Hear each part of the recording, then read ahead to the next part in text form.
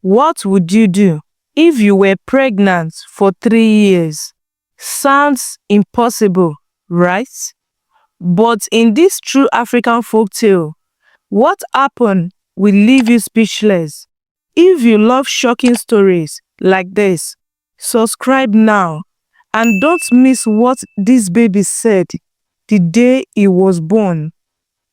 In a quiet village surrounded by thick forests, lived a young woman named Nwaneka.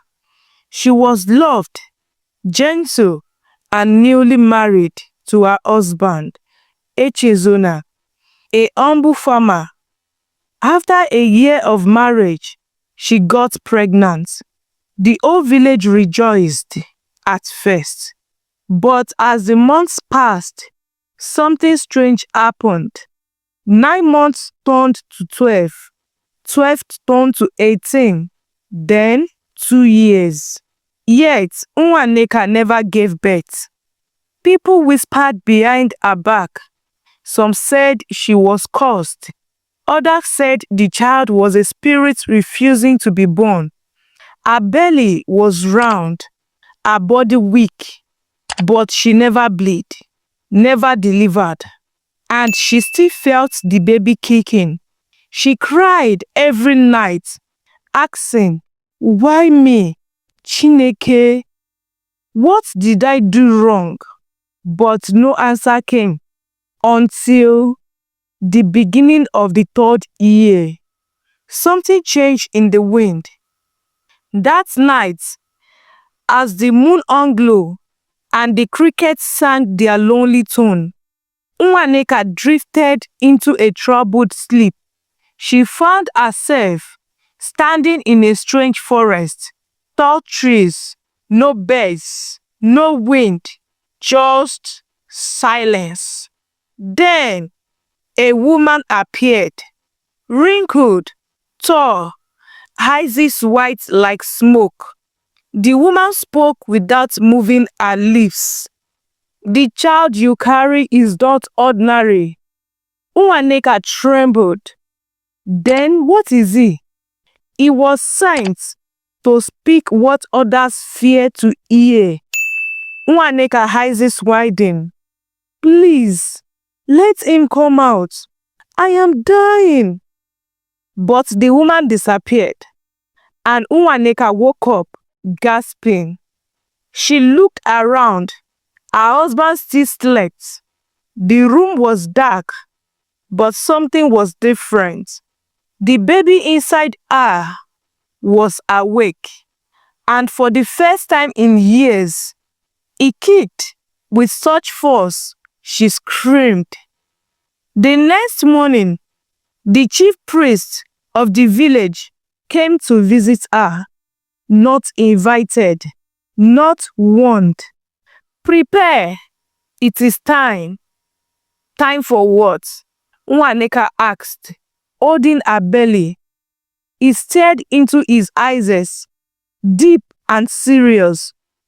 "The baby will be born before the next full moon, but the village must gather. All must hear what he says."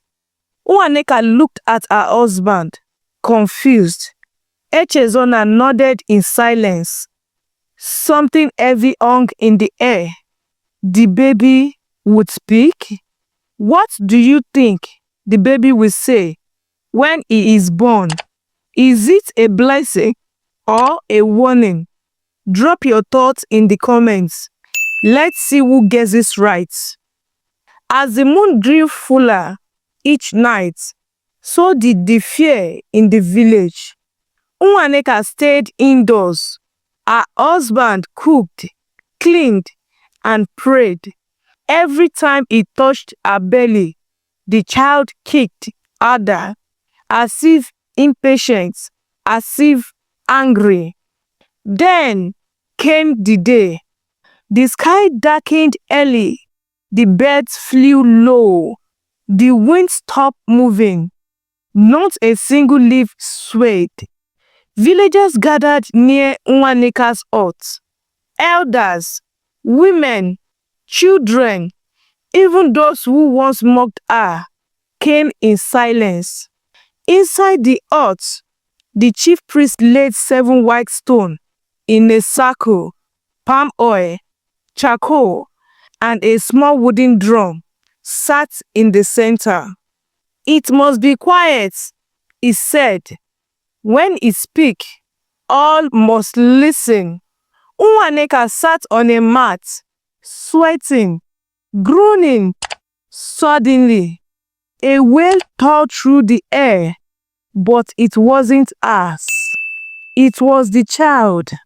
He had not been born yet, but he was crying from inside her. Everyone froze, and then Nwaneka screamed, not in pain, but in release. The room shook, lights flickered, and with one final push, the child was born. But he didn't cry. He sat upright in the priest's arms, eyes open. The baby looked around slowly at his mother, his father, the priest, then the crowd outside. Then, in a calm, chilling voice, he said, "Not all who wear crowns were chosen." Gaps filled the air. The baby turned his head again and whispered, "The land is bleeding, and the one sitting on the throne drinks it." Then his eyes closed, and he fell silent. What? Who was the baby talking about? What secret power was he carrying? If this shocked you, share this story and subscribe so more people can feel this twist. Silence swallowed the crowd. No one moved. No one breathed. A newborn baby had just spoken and accused someone in power. The chief priest placed the baby gently in Nwaneka's arms. "Cover him. Keep him warm. He has said enough for now." Nwaneka stared at her child. His eyes were closed, but she could feel it. A strange energy pulsing from him. Outside the hut, murmurs broke out among the villagers. Not all who wear crowns were chosen. Was he speaking of Obadike, our king? The land is bleeding. Is this about the missing children? Everyone remembered. In the past 2 years, the village had suffered strange disappearances, crops failing, rivers drying, people falling ill for no reason. And yet, the king remained silent. That same evening, news of the talking baby reached the palace. Obadike, an old man with cold eyes and too many secrets, sat alone in his chamber. His guards brought the message. He did not laugh. He stood up slowly, walked to his private shrine, and burned incense made from ashes of the past. "So, the child has come," he whispered. His hands shook. That night, for the first time in years, the king had a nightmare. His crown melting, his blood flooding the throne, and a child standing in fire, watching him. When he woke up, 3 of his royal guard were dead. No wounds, just dead. Something had been set in motion, something beyond him. By dawn, the village buzzed with whispers. But deep in the palace, Obadike made a choice.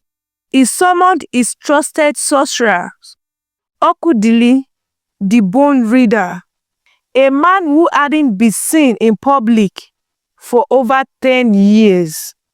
Okudili arrived barefoot, his eyes clouded with age, but sharp with spirit sight. He entered the king's chamber, carrying nothing but a pouch of bones and a clay bowl filled with black river sand. "The child has spoken," Obadike said coldly. "Then your end has begun." Okudili replied without fear.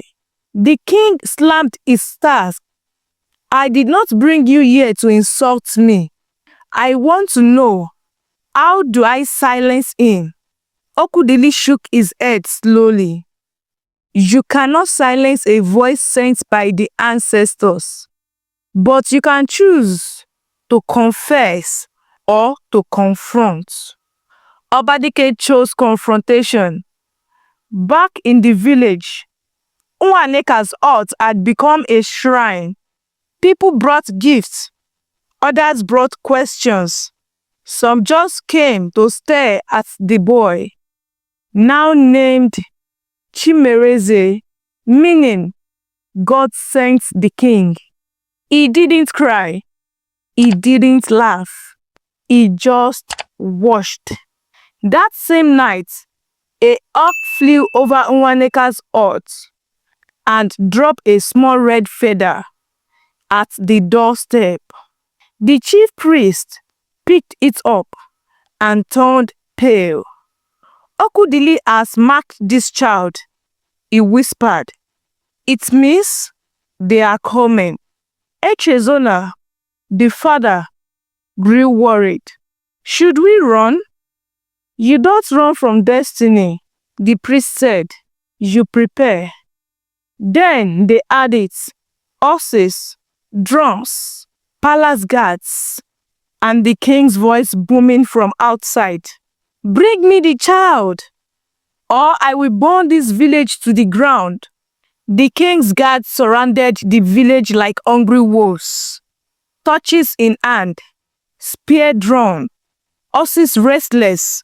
From his royal carriage, Obadike stepped down, dressed in red, crowned in gold, but carried a darkness no one could ignore.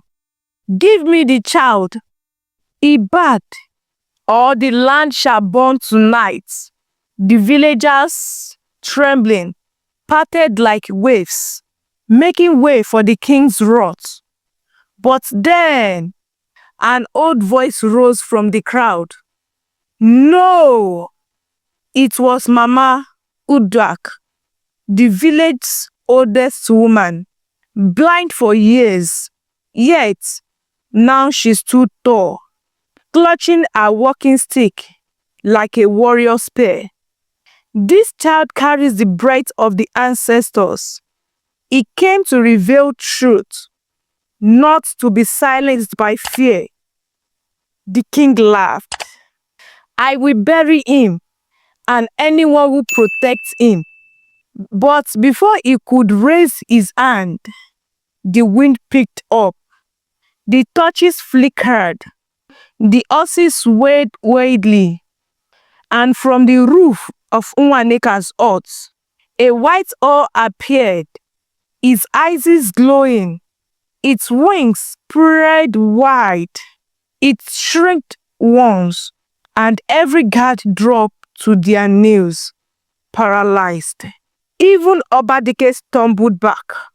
From inside the hut, Chimereze was now standing in his mother's arms. Only 6 days old, but his eyes glowed. And then he spoke again. "You stole what was not yours, bathed in the blood of 7 innocent children, and took the throne without the God's blessing." Gaps rippled through the crowd. Obadike's knees buckled. "Lies!" he screamed. "I did what I had to do." But Chimereze raised one small finger and said, "Then face what you called upon yourself." And just like that, the king's crown shattered into dust. Obadike fell to the ground, screaming, not in pain, but in pure terror.